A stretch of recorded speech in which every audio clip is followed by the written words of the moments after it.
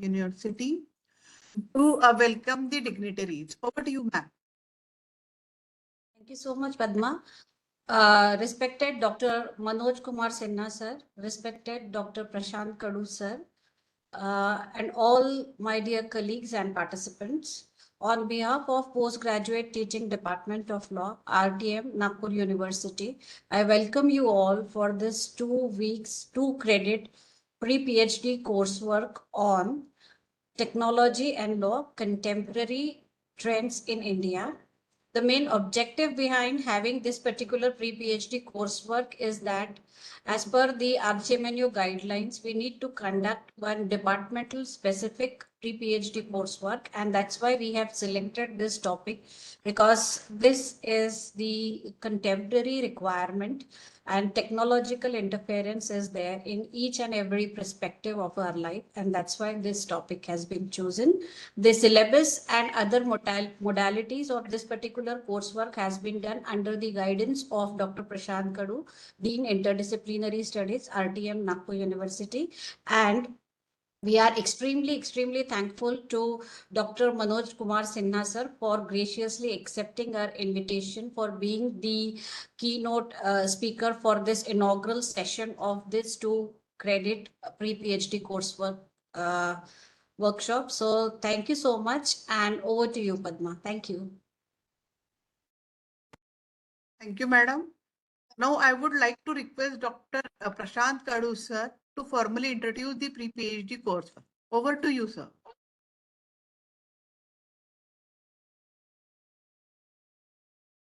Kadu, sir.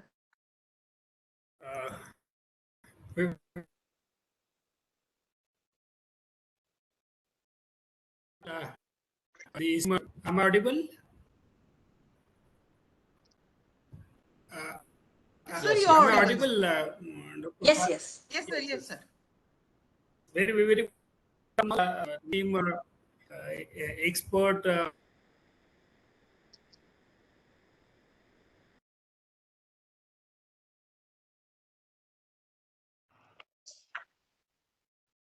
Hello. Sir, From the student who are on their PhD course. As per guidelines of the PhD coursework is complete.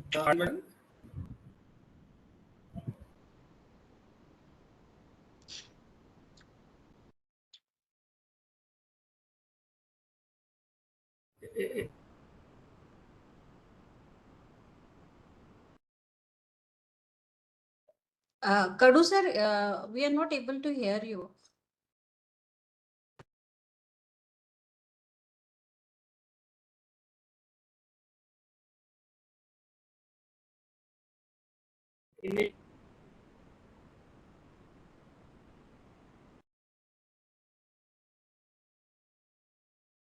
Difficulty. Yes, sir, we are not able to hear you. Some network issue, I think.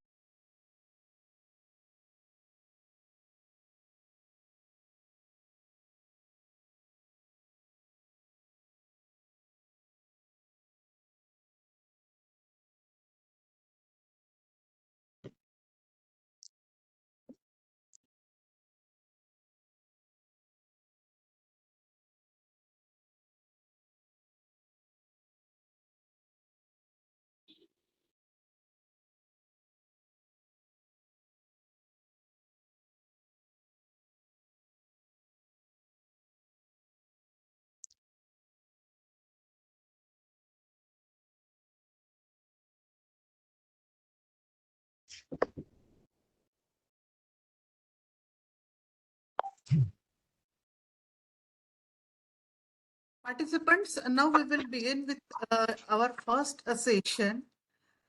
In our first session, we are having Professor Dr. Manoj Kumar Sinha, sir, Director, Indian Law Institute. Sir did his doctorate in international law from Jawaharlal Nehru University and completed LLM from the University of Nottingham and LLB from University of Delhi. Sir, his areas of specializations include human rights, constitutional law, international humanitarian law, international refugee law, international criminal law, and international institutions. Sir has published extensively in the field of international law, international relations, and constitutional law, international human rights, humanitarian, and refugee law in the reputed national and international law journals. Sir also serves as a member of editorial boards of various reputed national and international journals.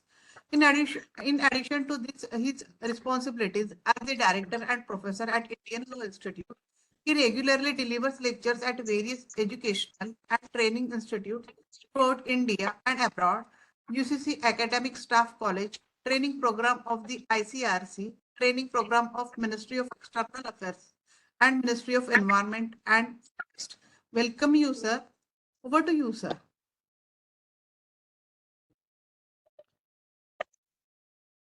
Thank you very much, Dr. Padma, Dr. Payal, and Professor Prashant, and all participants.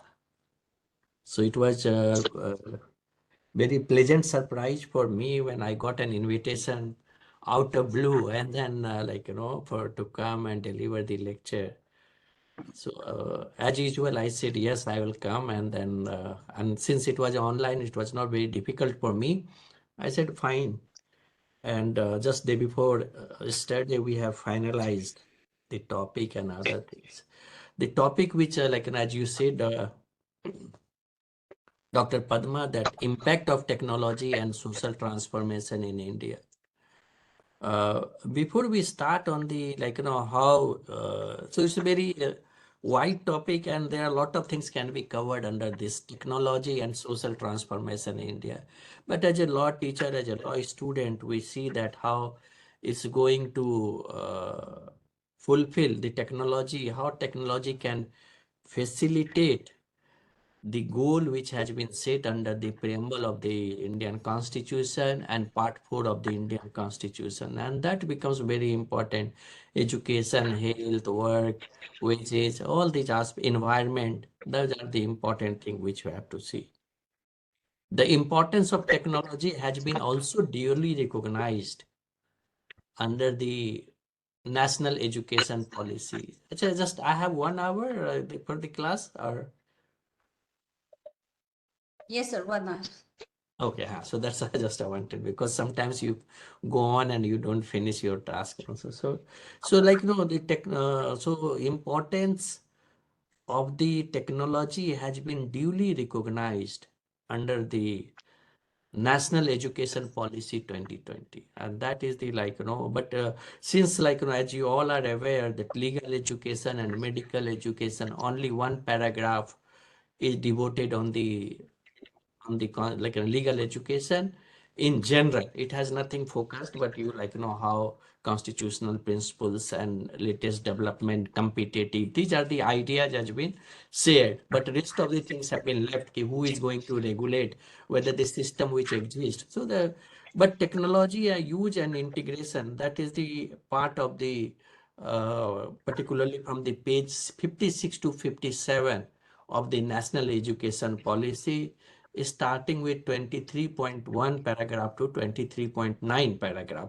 It's also 8 or 9 paragraphs of the page number 56 to 57.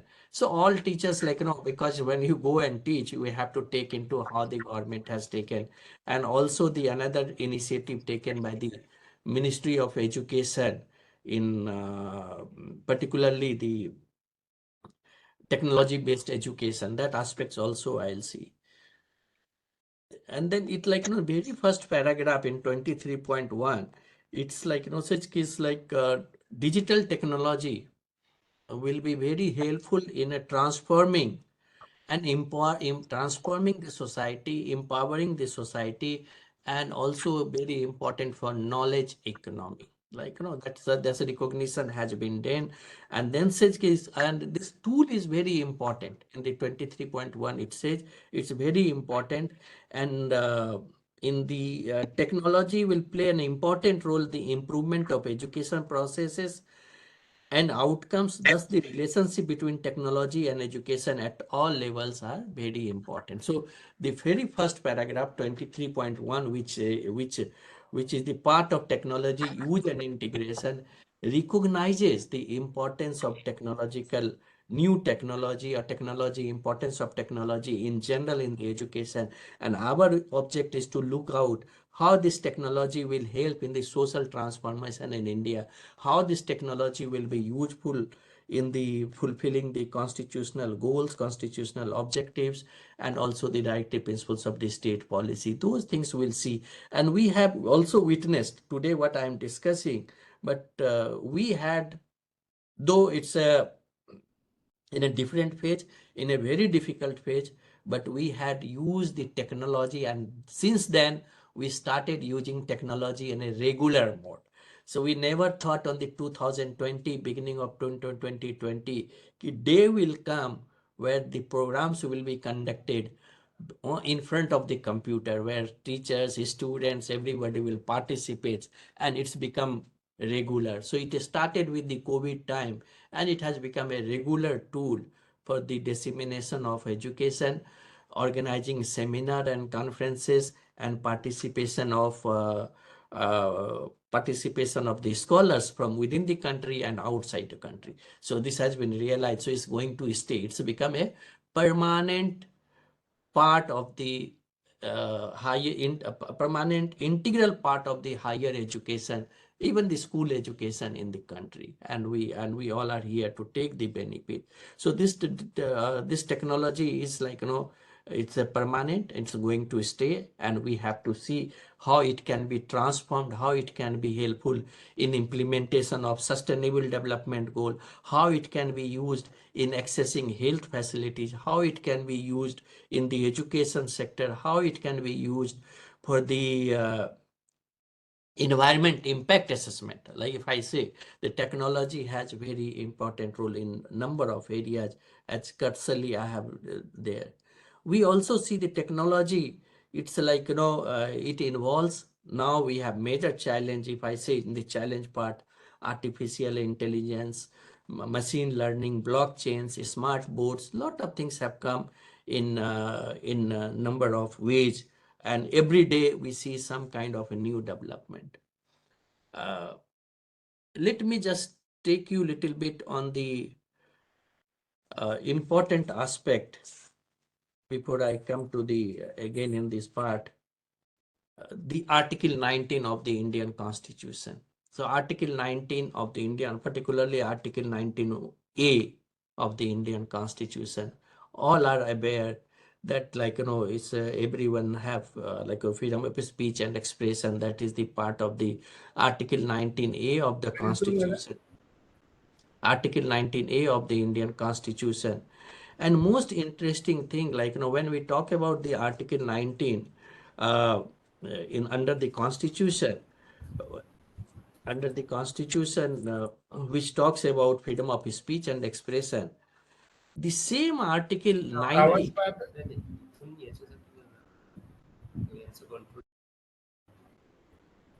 Same article is like, there's a common thread.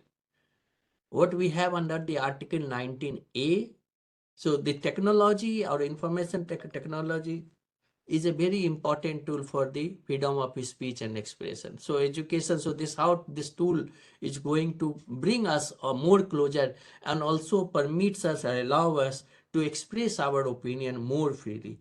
The most interesting part under the Article 19 of the Constitution, what we see that freedom of speech and expression is also available in various human rights instruments. Particularly when we talk about the human rights instrument, that is the article, and that is the interesting part, Article 19 of the Universal Declaration of Human Rights and Article 19 of the International Covenant on Civil and Political Rights.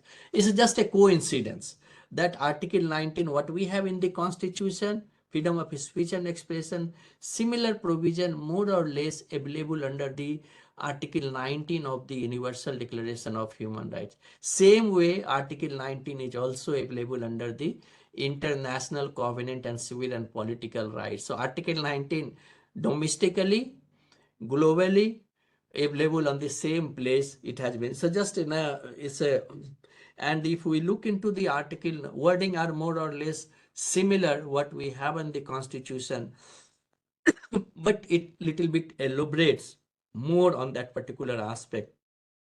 And it says under the Article 19 of the Universal Declaration of Human Rights, and it has two paragraphs. Article 19 of the Universal Declaration of Human Rights has two paragraphs.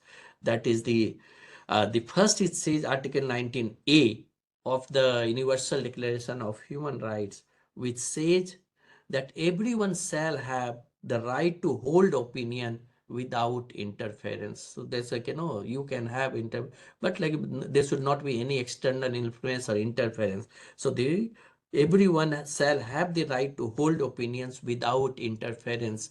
That is the Article 19A of the Universal Declaration of Human Rights. And then another is everyone's 19B, everyone shall have the right to freedom of expression. This right shall include freedom to seek. So what you are going, so this like, transformation. So it much elaborated. What our Constitution, it says, and then court has elaborated, of course, Article 19A in a much wider way, High Courts and Supreme Court of India through its various decisions.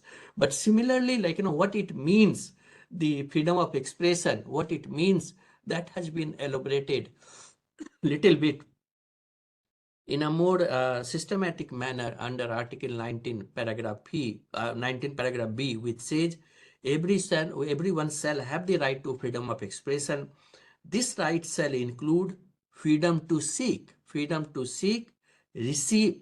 So we have a right to seek, right to freedom to seek, receive, and important information and ideas of all kinds. So what is the Right to Information Act we have, but Article 19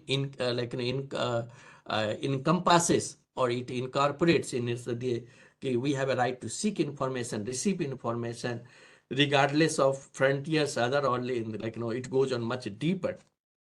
The another important point, and then we come back, is the Article Article 19, or even the technology, is a tool for empowerment. That like it empowers you. You have so it empowers you. You don't need to go to the particular office to find out what is happening and how things are happening. It's an enabler. So it's an enabler. It's enabling all the rights. So it's and most importantly, enabler of human rights. The article, technology is enabler of human rights, the implementation of human rights. Transformation, we talk about if I go on the title, which says impact of the technology in social transformation. So people can seek information. It's enabling.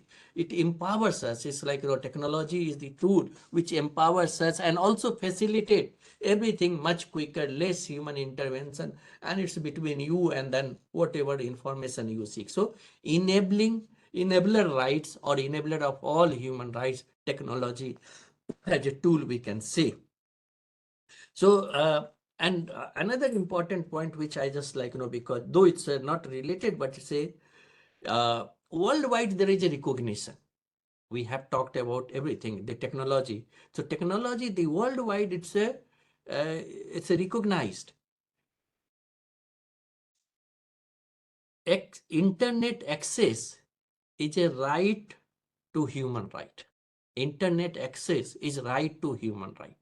So it's a part of human rights. So it's a tool of the empowerment of the human rights. It's a tool of the social transformation. And what I'm saying, the further it takes the next. So your internet access is a right to human rights, means state has to provide all the facilities. It's not without any charges.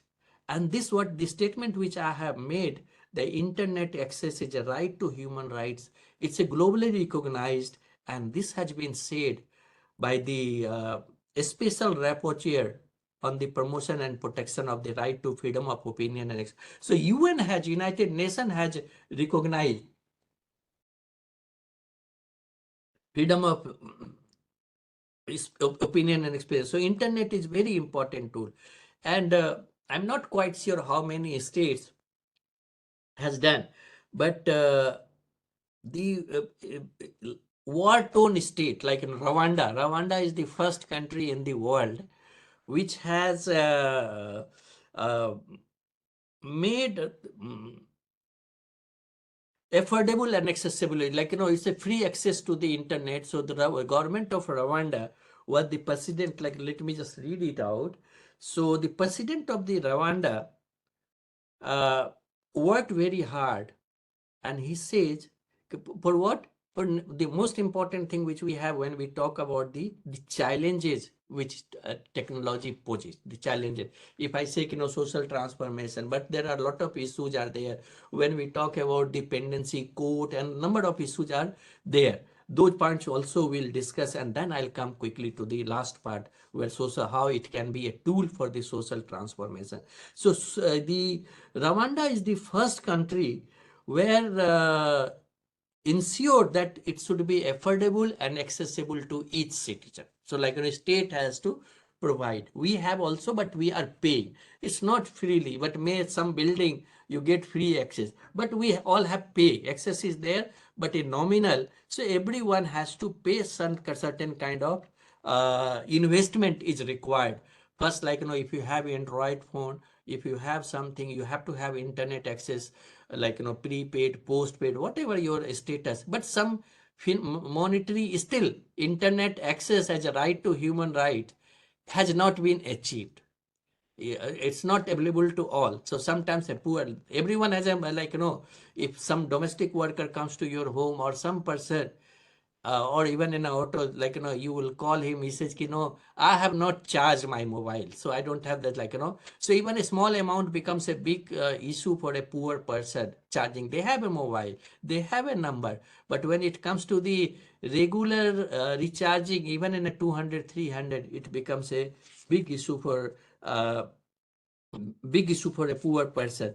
So this is the major important major issues in the technology is the digital divide, the gap which exists between the uh, between the and if I say what is digital divide, like this term is very common, but it is but it is started from the when internet access is like started. Then people says, we talk about the, if I say, if I focus the technology social transformation, but whether it's a real, whether it's a complete, whether it's a uniform, whether it's like everyone has an access, take the benefit, all these questions are needs to be examined much deeper. And when we start examining, we find there is a huge gap between the rich and poor. Like there's a gap between the it's not the educational qualification is very important, but accessing these utility services, we find some ways many people are unable to there because there's a socio-economic disparity. Even in the classroom, if you say, and that we have seen in the many government schools or even the good schools, they encounter the problem when a teacher teaching in the class, they say, you unmute your video. So we never ask, and we prefer not to ask. So the moment I request, ask all students to unmute.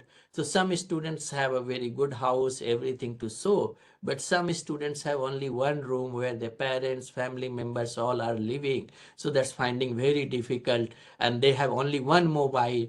So they're sharing. So a lot of issues remains there, and that is the major challenge when we talk about the digital divide, the socio-economic disparity which exists in this society. When we talk about the impact, the first things we have to focus on the digital divide is is defined as the gap between the students, or even in general. The digital divide is as the gap between the students who have access to technology at home and also the whom and always who have access to technology always, and those who do not. So there are large number of people, they don't have access of the there. The factor causing the gap include why or what are the factors which the gap exists. So the factors causing the gap include socioeconomic status. Socioeconomic status, one. Ethnicity, socioeconomic status, ethnicity, and geographical location. The technology, like, if you go in the very remote part, there's a major problem of the, so if you travel to uh, Shillong or Meghalaya or any other states, you find connectivity remains a very important issue. So geographical location, and while socioeconomic status is focus, main socioeconomic status there are infrastructure issues and other things are there. So we leave it here and we come to the other parts, which is the how impact of technology in the in building or in so if you see particularly when this new in 2014, when things like the new government has come, the thrust was more on the use of technology by the government. And what we see that the subsidies, the various schemes which reaches to the poor, so government has more or less used technology. And they for the Jan Dhan Yojana, if I more go in general, so Jan Dhan Yojana, health, Pradhan Mantri Health Insurance, various scheme of prime ministers, they said ki the technology is a tool. There is in between beneficiary and the state. Beneficiary and the state. Only the identification of beneficiary. Once beneficiary has been identified, the cash automatically transferred. Today, scholarship also gets in the transferred in the account of the beneficiary, the student's scholarship. So we see a lot of corruption aspect. In the true sense, corruption has been eliminated. Earlier, for the same benefits, a old securing pension, old age pension or other benefits, one had to struggle to go to the block level office. If you are in the rural areas, if you are in the urban areas, you have to travel, you have to look into convince many people, and then more paperwork. Now paperwork, everything, once work is approved, your money is transferred in your account. So that kind of change has come. If I say that how this will transform, and this particularly social transformation in India. So we start with looking into the constitution and the preamble of the Indian constitution, and then we'll come to the part 4 of the Indian constitution, where we say, though when our constitution was adopted, it talked about the original constitution. It says the people of India having solemnly resolved to constitute India into sovereign democratic republic. That was the original constitution. The word socialist and secular has been inserted after the 42nd constitutional amendment. So the word, though our constitution is it's a more we Indian state is a believes in the socialist pattern of the governance, ensuring the inequalities in income. That Article 38, if you read it talks about the efforts by the government in ensuring in the economic inequalities, position inequalities. That is the so we always focus on the Article 14 of the Constitution, but if you read a close reading of Article 38 of the Constitution, which also talks about ending the inequalities. Inequalities is not only the in part of the Article 14 of the Constitution. The main, if essence or if heart of the Constitution, you say on the, I believe the Article 14 will be there, and 15 also, the two important principles,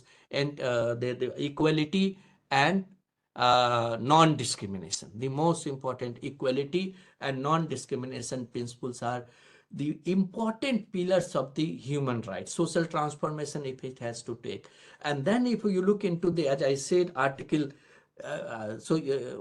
very few people cite Article 38, which says that social order, state has shall secure a social order for the promotion of the welfare of the people. 37 आप सब बात करते हो, 36 भी बात करते हो, and then you go 38, 39 or something. But if you look into the Article 38 of the Constitution, which transformation, it says clearly the state to secure a social order for the promotion of welfare of the people. That is just Article 38. And as I said, the Article 38, it talks about the strive to minimize the inequalities in income, endeavor to inequalities in status, facilities, and goes on. So Article 38 becomes very important, and same way Article 28 of the Universal Declaration of Human Rights is equally important, which I'll address little bit later. So, but when we look into the Constitution part, and so in the Constitution we have noted, and as you are aware, it is not a new thing. I have said that the original Constitution in the preamble, it talked about the sovereign democratic republic. But after the 42nd Constitution, but socialism was the ethos of the Constitution. Whether secularism was mentioned or not mentioned, but the Constitution was secular. Whether word gives some more clarity, that is the question. But without mentioning the word secular, Indian Constitution from the day it came into effect from 1950, it a secular constitution, like the state had no religion from the, or the state has no preferences. So secularism principle was ingrained, and that is why the framers of the Constitution did not insist upon putting the word secular without saying secular the Constitution, because importance of the social or socio-economic rights is already recognized in much elaborated under the Part 4 of the Constitution. To bring more clarity, and unfortunately it happened, though it's like a mini constitution, and if I say 42nd constitutional amendment, so it is some way it happened in a very bad time, but some good aspects have also came in that particular time, which that word socialist and secular. So basically it's a we believe that how to empower the weaker sections of the society, how to end the inequalities in the society, how to empower gender equality, or bring the gender equality in the society. These are the very important aspects which Constitution has in it, and then the state has to strive to achieve all these goals. Now come to the so when we look into the Part 4 of the Constitution, so the only one aspect I'll take from the preamble when we talk about the justice. So this is justice, liberty, equality, fraternity, equality we have already discussed. So justice talks about not the legal justice, it talks about the socio-economic and political justice. Socio-economic and political justice. What Rawls also, John Rawls in his book in 1974, which he authored, Theory of Justice, where he also says that justice means fairness. Whatever due to a particular person, that is the justice as fairness. That is the doctrine he propounded. And he says that society, and he focused on the, also in his primary goals, he said how to end the inequality. He gave the difference principle also, but he focused on the how to strengthen social and economic institutions in a state. That is the thrust also, at the global level, strengthening social institution, or economic institution for the welfare of the people.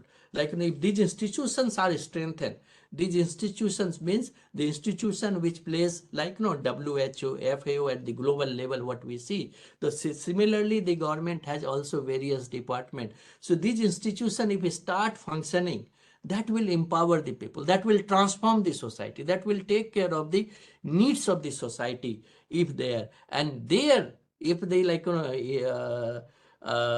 intervention of technology takes place. So you have institution specifically functioning to implement the goals which are there.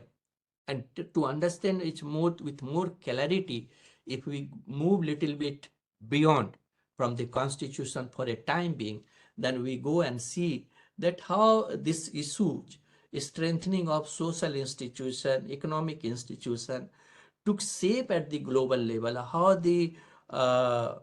how people, those who are involved in the international institution, thought about, and what are the view they expressed about, and most important development in the transformation at the global level, social transformation at the global level. So poverty is in one country, is the also affecting the other country. It's like, sometimes we become so selfish and narrow, we think about a very limited perspective. But if poverty persists in Bangladesh and Pakistan, at least it affects us mentally. And sometimes you feel even if had I been there, I would have helped this particular country.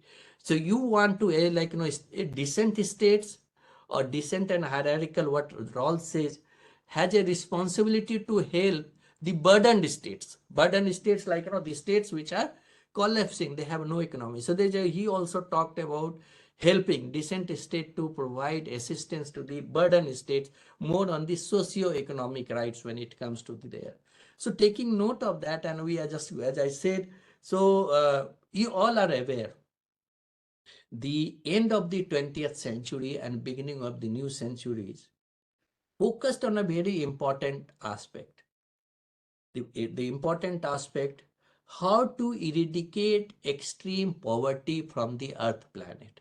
So when we talk about the social time, how to eradicate extreme poverty from the earth planet.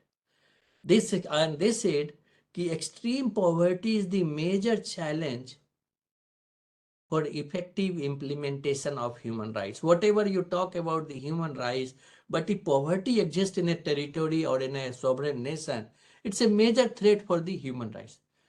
So they're democracy and human rights, development and human rights, good governance and human rights. So human rights in last 20 years, a new area has added. Earlier, first generation human rights, second generation human rights, and third generation human rights. Now, how human rights will be affected? Rule of law and human rights and democracy, human rights and development. So you see that what are the elements which will ensure the effective implementation of human rights. And that new concept has been added. They said that democracy is the best formula for the human rights, and that will be there. But the major threat, they said, state is of course, state, if state become abusive, no human rights will be guaranteed. But the state facing a major challenge to counter the poverty, it should not be left to that particular state. It's a global responsibility. Eradication of extreme poverty is a global responsibility. We all have to work together, and that is in that context what we have. I'm just saying, and I'm sure that you all are aware that they started with Millennium Declaration in 2000, and that Millennium Declaration subsequently adopted Millennium Development Goals, with 8 goals were there. Just first goals, that there are a series of goals are there, 8, the Millennium Development Goals, which has been replaced. So, but you see in 2000, they said the very first goal of the Millennium Development Goals was to eradicate extreme form of poverty. The first goal was to eradicate extreme form of poverty from the earth planet. They set a target 2015 and 2030. 2030, they set a target and started working. They moved, international community moved, but after 2010 and 12, they realized that the goal which has been set under the Millennium Development Goals are not attained, or difficult to attain. And what happened? They started strategizing new committees. Number of committees were constituted, and finally we have post Human Rights Development Agenda 2015. That is the global post Human Rights Development Agenda 2015. And there in the 2015 Millennium Development Goals have been removed, or replaced, Millennium Development Goals was replaced by the Sustainable Development Goal, that now we are working for the Sustainable Development Goals. Again, Sustainable Development Goals started with same objective with the eradicating extreme poverty. And there are number of goals are related to the gender equality. There are goals are related with the education. There are goals related with the environment. So if a close look of the Sustainable Development Goals and Millennium Development Goals, it focuses on the ending the inequalities, whether it's a poverty, hunger, or gender inequalities, or education inequality. So it focuses more on this. It doesn't talk about the rule of law. It doesn't talk about the right to life as a fundamental. But what are the essential for the right to life, to live with a dignity? It focuses on the, it doesn't talk about any goal which says the right to life is a fundamental right. It talks about the eradicating extreme poverty. It talks about the gender equality. It talks about the education. It talks about the environment. So these are the rights which are important for the right to life or right to live with dignity. So that's the key. If you work on this, then human being will be happy with their goals are achieved. So they have a highest standard of living. They attain highest. So we have aspirations. We aspire for the better life. So better life states, if it states, but you work hard, you will get in your position, and you may improve your economic position, social position, political position by working hard. So that is there. There is a possibility, but that will be more focused to the individual centric. But when it applies to the but the state has to look for create a situation where everybody will have an opportunity, irrespective of the caste, religion, gender, other angles. Everybody will have an opportunity to see that there is no, so everyone can reap the benefits of that particular. Now take the social transfer, the another important. So we see that technology, so these are the goals, these are the targets which have to be implemented, and how these, what is the social development as sustainable development goals, SDG in place of the Millennium Development Goals. A close look with the Constitution, particularly Part 4 of the Indian Constitution, you say it touches upon many aspects of the Part 4 of the Indian Constitution in a sense. Now we come to the constitutional part, how this technology is transforming and how technology has taken. So in the beginning, I have mentioned about various schemes of the government, the use of technology by the state, by the union and by the state, by each respective states and by the union government. The various schemes are reaching to the people directly. There are challenges, there are problems, but it reaching to everyone. It has, technology has brought a level playing field for everyone. If you want to have your voter ID, you can also feel a rich person has to use same technology. He can hire somebody, or poor person also can use. So there is some way parity it has brought. You have to come on if you want to have a passport, you can also, because of the digital divide, it also encourages you can hard copy also you can submit, but you can submit online things. So technology is some way helping each one without any distinction. It's not only the privilege, without any distinction. So technology is a tool which some way, as I said in the attacks on the distinction, attacks on the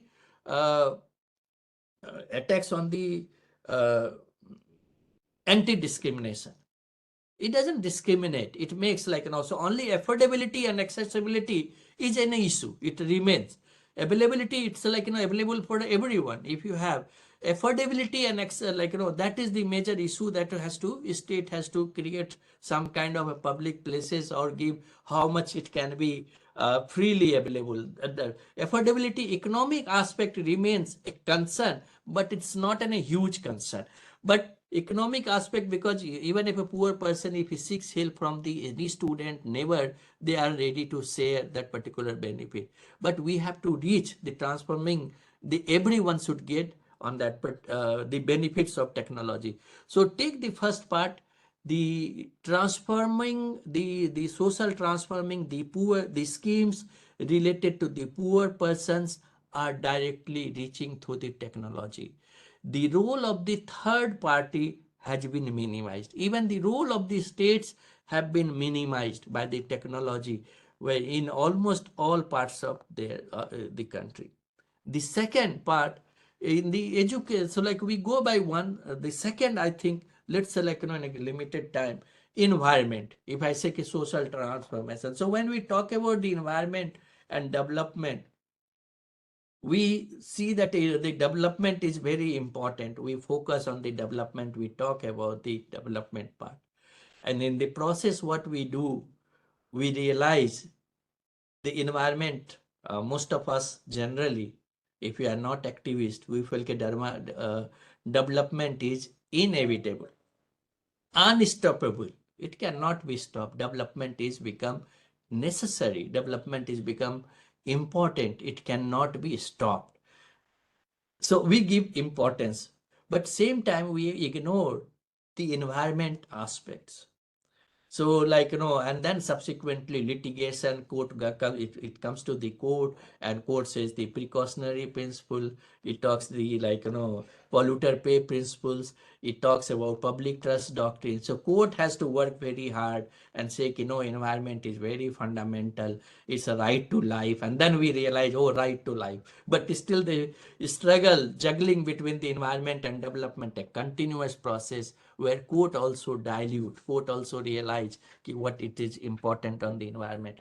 How the a perfect transformation through the development agenda of the government can take place if, and subsequently no litigation also can be avoided if environment impact assessment, that is 1994 and then 2006, and it has been amended, environment impact assessment. So that environment impact assessment speaks about public participation. So public participation is there.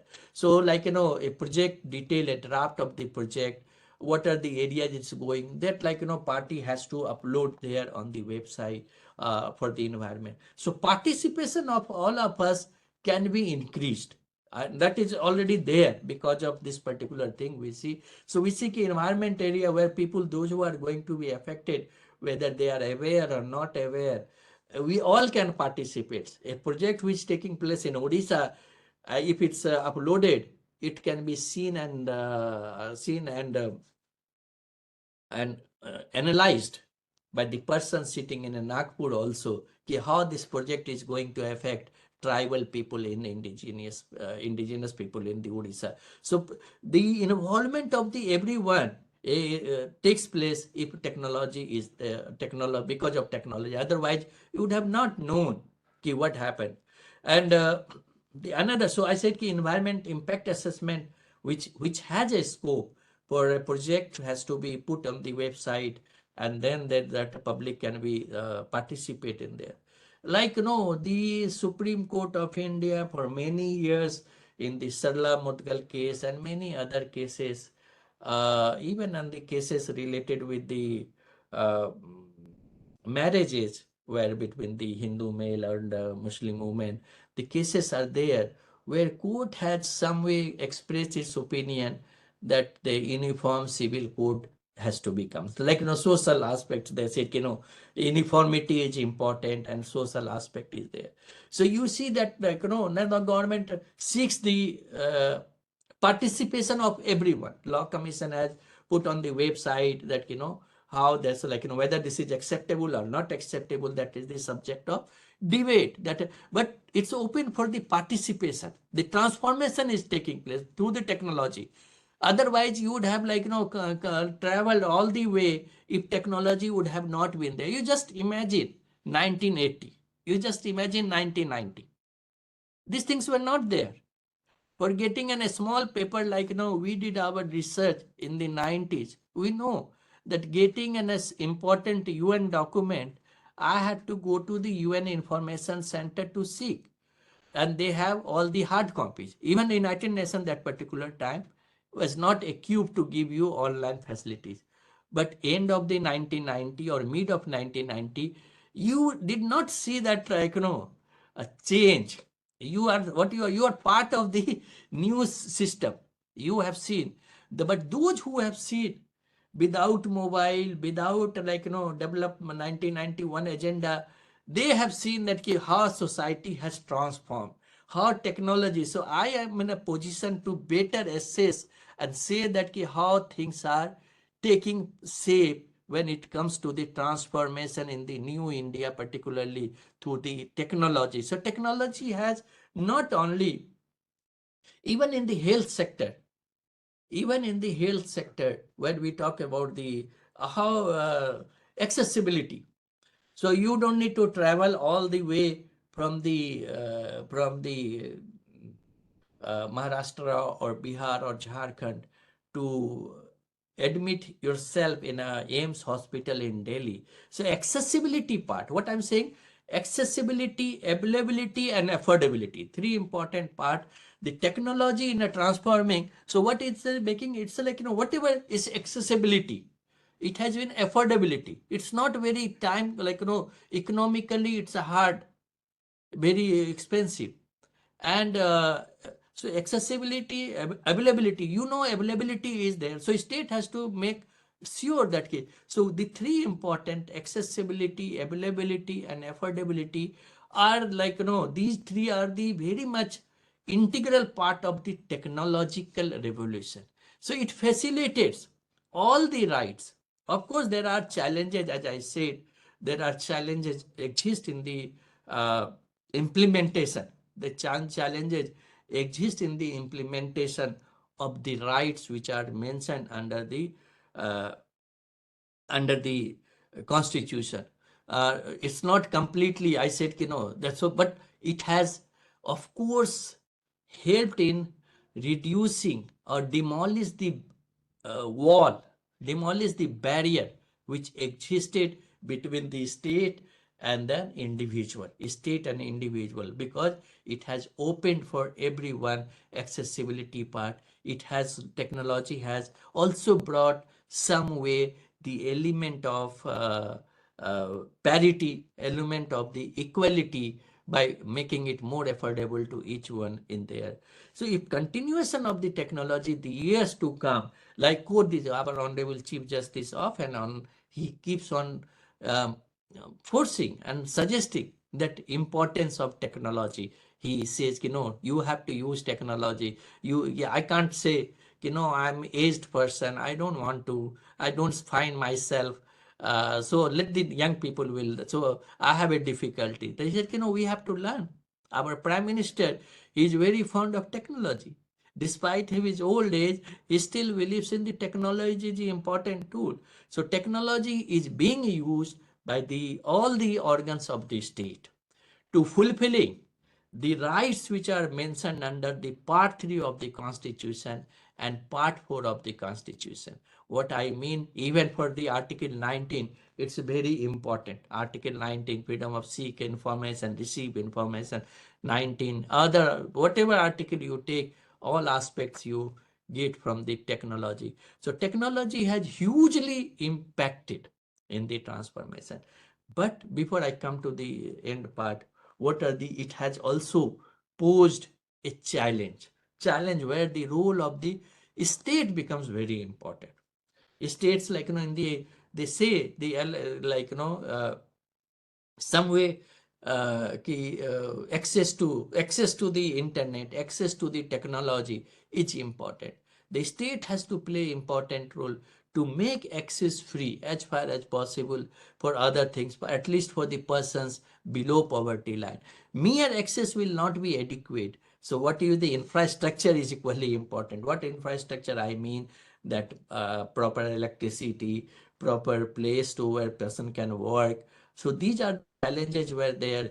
So people, some way, technology itself has developed in a big way that 10 years before or 6-7 years before, we never thought we moved from the computer to mobile. So you can get everything in the mobile. So you like, Android phone. So now you get everything. So like even if you don't have a computer, earlier people carry computer.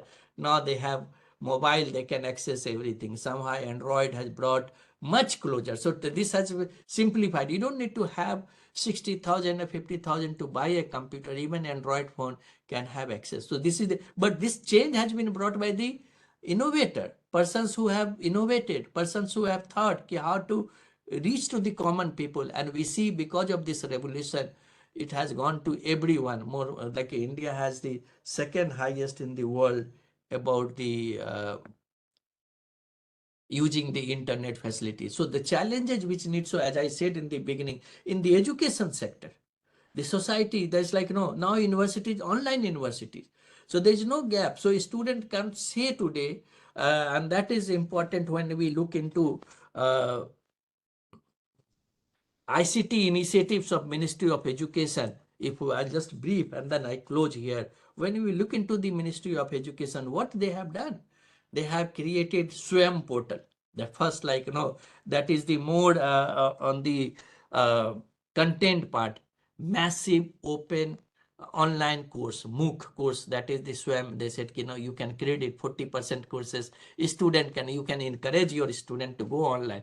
So some students can have access these courses sitting at Nagpur from the best college of the country, best teachers of the country, he or she can access, and that can also be better. Then there's another important, so after massive open online course, that is the MOOC, then also Swayam Prabha, that is the like, education sector where digital courses are on TV. Digital courses are available on TV. You content buys 24/7, you look into that. Then you have digital content, Access Journal of eBooks, digital content, that is a National Digital Library. National Digital Library, which contains e-content. You can find all the books and articles there. PG Pathshala, it's a gateway for e-books.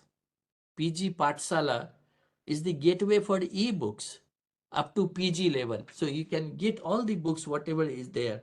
And of course, you are also familiar, the Sodh Ganga, the theses, the Indian theses are uploaded in this Sodh Ganga. Now you live in the technological era.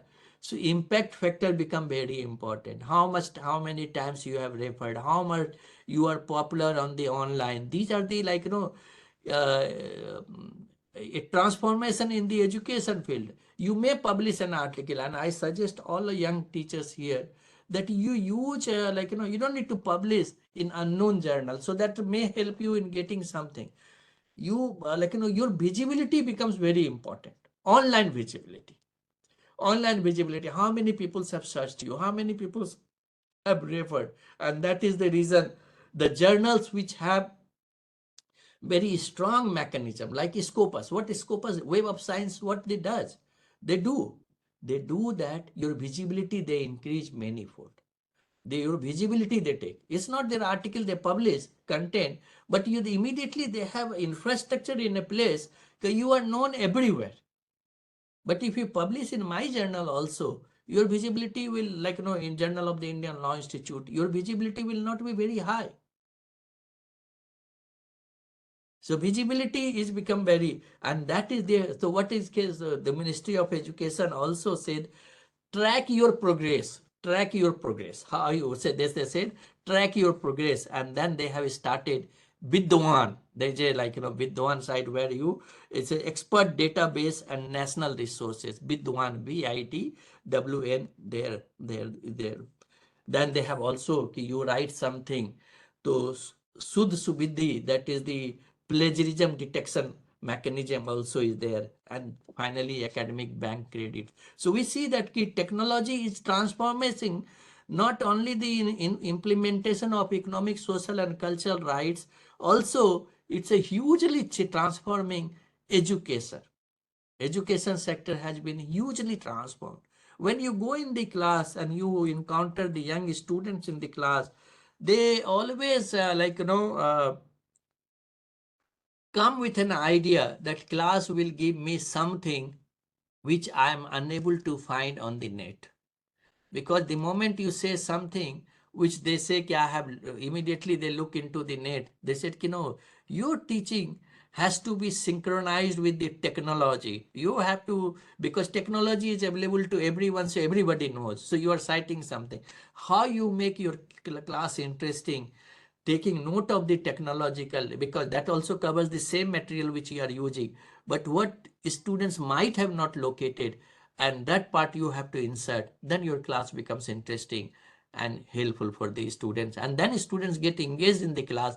Otherwise, we have another challenge where we find the classrooms, students are very reluctant to sit for 1 hour or even for 50 minutes in the classroom, and that challenge we also face is in each day in our life. Even if I have appeared here, I thought 2-3 hours I had to work, see that how I engage my student, so they become somewhere learn something, and something already known to all of you.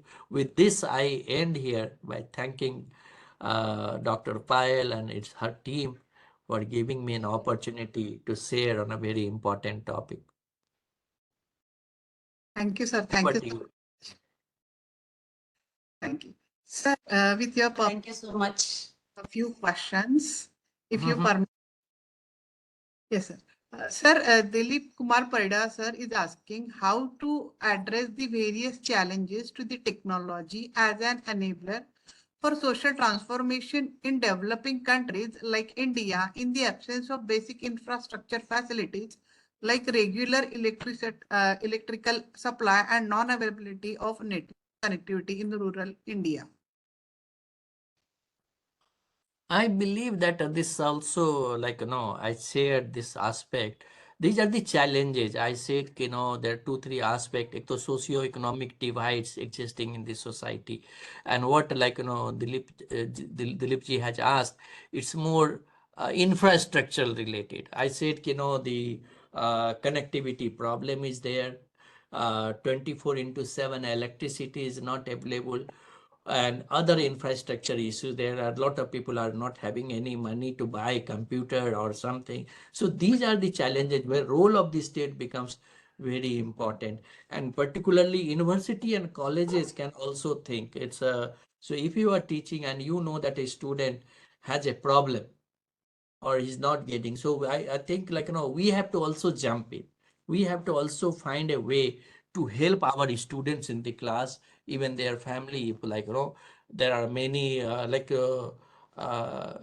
good call, rich university or private university, they don't keep a computer for more than 3 to 4 years. So for them, technology becomes stale. So technology freely, if we look into or we give an open advertisement, if any college, university, offices, they donate the computers, that will be great. So some way, these are the challenges the developing country, that is the reason I have said. But lot of improvement has taken place because of the Android phone. Some way, even if electricity is not there, if you have full charge, it can take, I can deliver a lecture without any infrastructure facilities, if not for 1.5 hours. So some way mobile has also taken care of these kind of challenges. Of course, the electricity and other issues remain a big issue even in the for the courts and other government offices. Thank you, sir. Thank you so much. Participants, if you have any question, you can unmute yourself and ask the question. Anyone from the participants? Okay. Sir, I have one question. Okay. Yes. Sir, as you have rightly said that technology is interfering in each and every segment of our life, and you have also gave us the progression of a social transformation with the help of technology. But in this way, like NEP is like allowing us to imbibe technology, but this same thing, don't you think that this is going to create a digital divide? Because like we are creating a dependency on technology, particularly in education field. So those who have access and those who do not have access. So this will create a digital divide, and probably that may not suffice the purpose of NEP with which NEP has been incorporated. So your views on this? I think like, so as an institute and the college or like, university, how we can reduce the gap, digital gap. So you have identified that, I agree with you, and implementation will become an issue. But can we play some role in reducing the gap? So I'll say that yes, we can play. So why not, like, our library has maximum number of computers.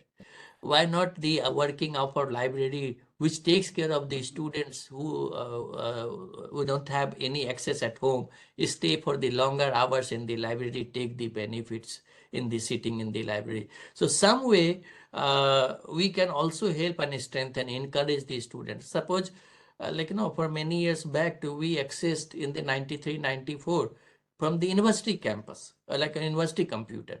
Gradually we started buying. We learned typing also the university manual typewriter. So I think so as a teacher, you say this is the gap, in the class, when you go in the class, that 20 students are very extremely, particularly in the public institution. So you can play an important role. And of course, as I said, we all have to work as a little bit alert, from where we get some fund to help this student, help this boy, help this girl. That is the way we can play, but gap will exist with a huge country, and huge challenges are there. Yes, thank you so much. Thank you, sir. Now I would like to request Dr. Prashant Kadu, sir, Dean Faculty of Interdisciplinary, to share his views. Kadu, sir. Padma, I think sir is yet to join, so we might need 1 or 2 minutes more for him to join. Till that, if anybody has any other question, they can ask. Ma'am, may I ask a question? Sandeep this side. Yeah, sure, Yes, sure. yes, please. Thank you so much, Professor Manoj Sinha, sir. I'm one of the research scholar which has joined your session. And as you had mentioned rightly about the role of information technology in social information, you mentioned about Shillong. I wish to tell you that I have joined your session from Kohima in Nagaland, where I am posted and currently working. Thank you so much for your very exhaustive and very knowledgeable talk on this current topic, sir. Thank you, Sir, it's more about observation. When you mentioned about the positive impact of the social in IT on the social transformation, I would also want to say, sir, what's happening in my neighboring state in Manipur. We all are aware. We are observing this for last 3 months now. Manipur is hardly 20 kilometers from the place where I'm sitting. And for last almost 3 months, right from 3rd May, the internet and the net connectivity is switched off in Manipur. Rightly or wrongly, there can be reasons for the decisions that the government has made. Please come in. Made for not allowing the internet connectivity. But I think this is also one negative aspect wherein we switch off the internet connectivity and not allow the communication to take place. Even today, rest of the country is not aware exactly what's happening in Manipur. Just only last week or so, because of couple of videos that came into public domain, there is a lot of knowledge about what's happening in Manipur. But I believe besides the positive impact of the technology, especially coming from a police officer's perspective, sir, the very fast proliferation of IT, even at the remotest part of the country, we have not been, at least in the administrative structure, we have not been able to keep pace with its negative impact on society as a whole and as individual as a whole. So your comments on this, sir, please. Thank you. Let's start with whether we, it's not like the 3rd May onwards. There is a huge misunderstanding, if the treatment to the northeastern people, that is a big issue always when they are in Delhi, Karnataka, Bangalore. People ask them, are you from China? Are you from Japan? And these are the things that, so we always fail to understand people from the northeastern states. And we say for many of us, uh, for 10 years back, it seems it never, where it exists. Many people, if you ask, luckily you are there. So that problem is there. So some integration of the Northeast as a integral, truly integral part of India has been not taking, it has not taken in past in a true sense. And that gap exists, understanding our own people, and we mix up, we humiliate, and that is the cases, not Manipur, many times in Delhi, that is like northeastern people face there, except in the eastern part, like, in Calcutta, Bengal, Assam, other places. The people that the northeastern people in Calcutta feel very comfortable, like, in their education, they are not discriminated. So the discrimination is there. The second part, so that problem is there, and for various reasons, if more tourism development and everything, and it has some kind of challenges also. As you said, you are sitting there for many years. Many of the northeastern states are very disturbed. So to keep the law and order in a grip, government employed military, paramilitary forces, and they have been there. The second aspect is the abrupt, and that is largely, I believe, on the advice of the authorities. Like, whether if a police officer or district magistrate or something, they said, the technology is moving, so information, sharing of information is very fast, and we are unable to cope. So sometimes information are very provocative, sometimes very dangerous for the society, and that has a propensity to disturb peace and security of any part. So the same may apply even if a communal violence takes place in any part of the India. The government immediately imposes section 144 of CRPC, and then they say you immediately the disconnect internet. The disconnect of the internet has taken place in the Rajasthan, in UP, and other states also, whenever some kind of disturbance. So first they said you disconnect, because it's a spreading false information and everything is there. I hope that what Sandeep ji has mentioned, the day come that the enforcement agencies are equipped in a manner to deal with negative information, negative issues, where people feel scared. If they share this information, they become immediately accountable. There is a possibility. If that stage will reach, but some way I find the information, say fake information or information which has a potential to disturb the society, moving very fast. So enforcement authorities faces huge challenge. It's a huge challenge. You say कि first हम कुछ दिन के लिए बंद करते हैं, we block it for some time and let this situation come normal, we'll do that. But you suppress, you close the information for the time bit, but everything they have captured. So incident which took place on 4th May, that we all are struggling, it was in the 4th May, but it has, because the moment it opened, but they have captured photograph, everything they saved in their mobile. The moment it opened, it started. So many times we see that things which were related with any incident due to the disconnection of the internet, but it appears little bit late, but it comes into the public domain also there. But these are the challenges, and you are the right person to understand why. I said if nothing, then imposing of section 144 was always common. जहाँ कुछ disturbance होते लगा दीजिए, 5 से ज्यादा आदमी कहीं दिखने नहीं चाहिए, police will arrest. So these are the tools to control the law and order situation. Disconnecting, imposing section 144 and other things are there. My limited point was, thank you so much for your observation. My limited point was that it also has a potential of negatively transforming the situation and the societies. Yeah, This is negative, what I that's wanted. negative, the disturb this, that's the information negative it creates. And unless the state mechanism is also countered immediately, the moment it comes, they notice that they ignore it, it's a fake, we have checked it, verified it, and then simultaneously if you counter, there is a possibility of like yesterday I have seen one video when they and that has been between Methi and Cookie. They made it. A young girl, she was killed by the she was blindfolded, and then somebody said ki this is the picture of immediately. So it posted, and another information came.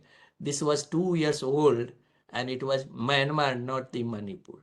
So there was some way, if a state, so that it reduces impact. Otherwise, it would have gone many. So a particular incident was uploaded, but immediate response just next. Okay, this is not the original, this is a fake, and this is 2 years old. Otherwise, I would have also thought, okay, what is happening? Exactly, sir. Exactly. We need to have those effective systems To counter it. in place to combat it, sir. Thank you. Thank you. Thank you, sir. Thank you so much. And now I would like to request Dr. Prashant Kadu, sir, to share his views. Over to you, sir. Thank you. First of all, thank you, Manoj Kumar Sinha sir, for giving the socialistic aspect of the use of the impact of technology in social transforming, starting from Article 19 and then talking about the virtual facts which have been presented by this IT, and how we cannot rely on IT, and how the this virtual world in the form of internet and all is creating chaos in world in general and India in specific. Uh, Talking about the PhD coursework on the topic impact of technology in social transformation, for especially for the law student. Uh, I appreciate the presence of the IG Nagaland, Mr. Sandeep Tamgadge sir, here in this workshop. The head of the department, Dr. Payal, all faculties, and the students. Technology is basically a tool to assist mankind. When we are using the technology for assistant, let it be used as an assistant, not as the only reliable element for decision making.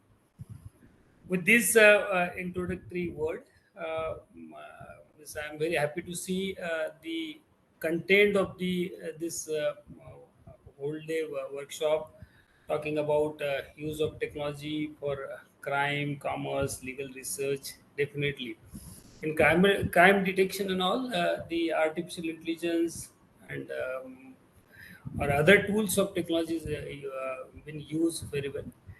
Talking about commerce, the huge fraud has been occurring, and then law agencies have to investigate. For that, the student who are doing research, they must know the impact of technology. uh, right to privacy, you see the kind of social media is, my word may be wrong, playing with the societal aspect, because we Indians are very emotional, and then somehow something is spread up in social media, and then huge chaos is created in the society. Now, to control it, again, the law agencies or law researchers has to come forward, because Gandhi said, like, about the law in his book, The Law and the Lawyers. Fact means truth, and once we adhere to the truth, the law comes to our aid naturally. Now, because of spread of this social media, rightly said by Professor Manoj Kumar Sinha ji, हमें पता ही नहीं चलता कि क्या सही है क्या नहीं, 2 महीने वाला 2 साल वाला वीडियो है, बातें स्प्रेडअप हो जाती है। तो इस कारणवश हमारा जो समाज है, भारतीय समाज, जो बहुत ज़्यादा इमोशनल है, बहुत ज़्यादा बिलीफ पे काम करता है, वो बहुत अलग ढंग से मेंटल ट्रॉमा में चले जाता है। इस कारणवश उसको बचाने के लिए लॉ में क्या रिसर्च होना चाहिए, talking about the impact of law, technology in law, तो इसके ऊपर भी बहुत सारा रिसर्च करना जरूरी है. और this workshop will help you to give new dimensions about the research. अभी सर ने तो बहुत सारी चीजें बताई, मैं देख रहा था सोशियो इकोनॉमिक डिस्पैरिटी की बात सर ने की, सर ने डिजिटल डिवाइड की बात की. बराबर है, गांव में किसको इंटरनेट मिल रहा है सर? कि किसी के पास है. हमारा ठीक है, मैं मेरा इंटरनेट कनेक्ट, आपने देखा कि मुझे पहले जो इनॉग्रेशन की बात करनी थी मैं अभी बात कर रहा हूं. ये तो मेरी बात है. सही बात है. Let us come together, all researchers, and address these issues.